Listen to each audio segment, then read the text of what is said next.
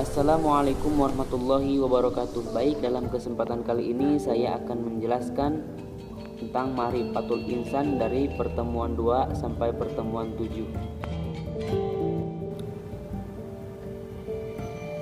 Ma'rifatul insan.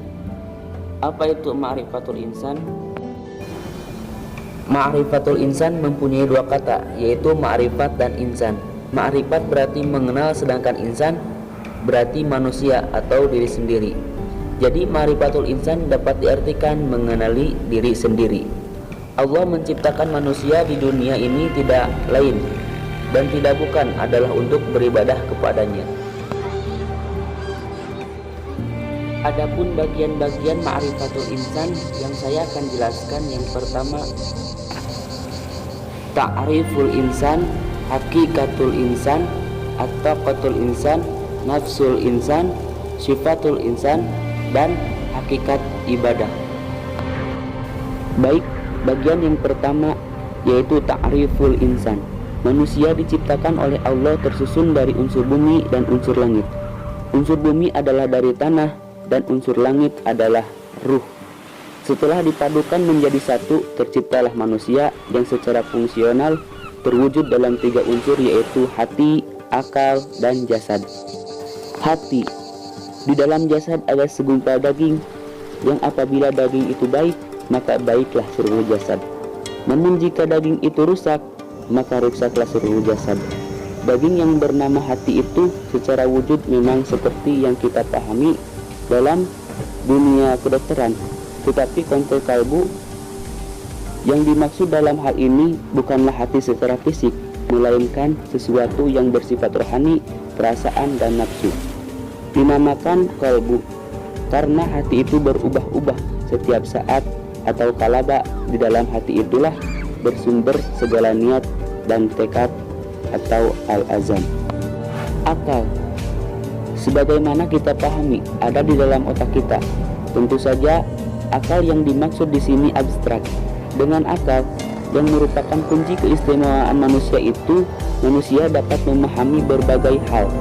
Akal memberi manfaat kepada manusia di bidang ilmu, pengetahuan, untuk berpikir dan melahirkan inovasi dan kreasi atau al-ilmu. Jasad. Jasad adalah fisik zahir manusia secara keseluruhan. Ia adalah pelaksana segala yang ditekankan oleh hati dan direncanakan oleh akal. Bagian yang kedua yaitu hakikatul insan. Hakikat manusia yang pertama sebagai makhluk, di mana sifat makhluk memenuhi 4 perkara, yakni berada di atas fitrah, lemah, bodoh, dan fakir. Hakikat manusia yang kedua adalah dimuliakan. Adapun sebab dimuliakannya manusia oleh Allah antara lain: 1. Ditiupkannya ruh, 2. Keistimewaan, 3. Ditundukannya alam.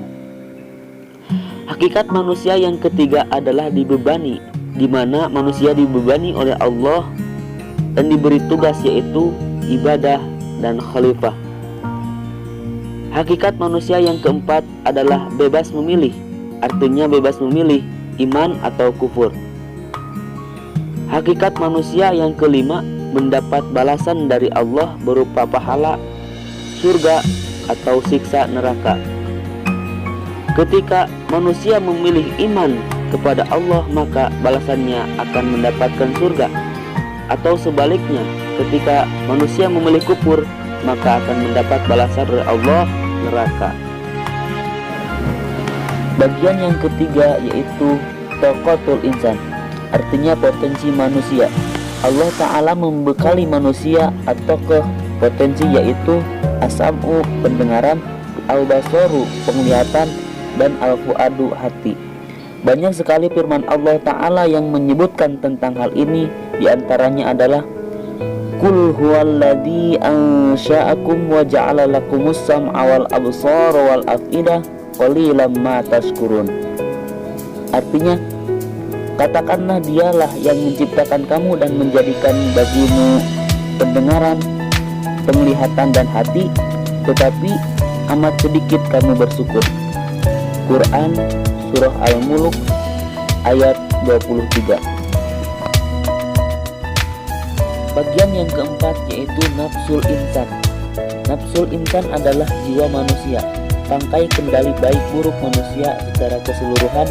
Allah telah mengilhamkan atau memberikan kebebasan memilih kepada jiwa manusia untuk memilih jalan takwa atau fujur kesesatan dan serta penyempurnaannya. Adapun bagian-bagian nafsul insan yang pertama, nafsul mutmainnah, adalah jiwa yang telah mendapat ketenangan, telah sanggup untuk menerima cahaya kebenaran sang ilahi.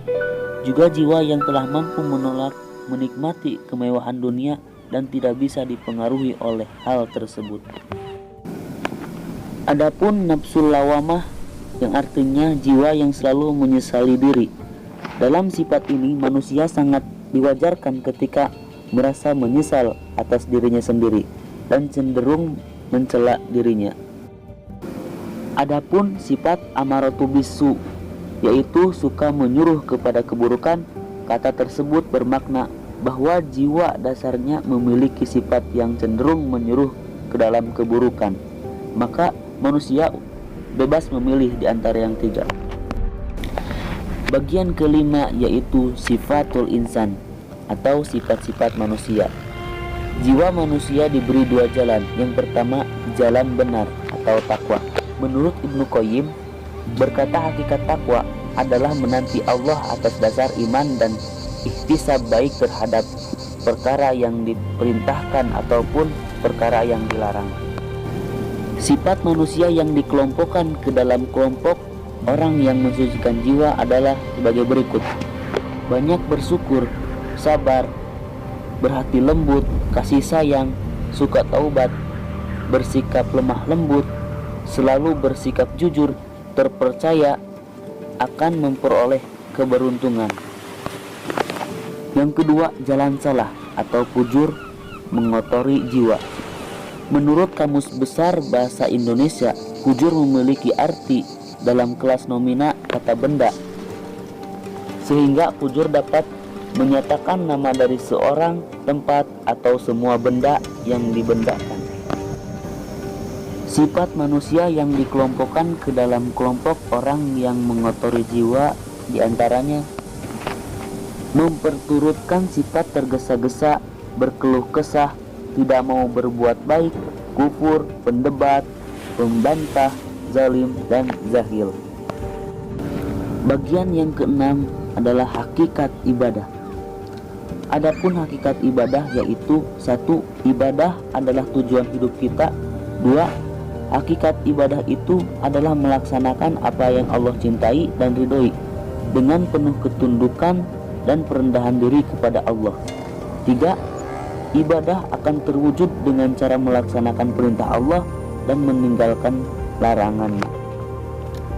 Mungkin sekian penjelasan dari saya, mudah-mudahan bermanfaat.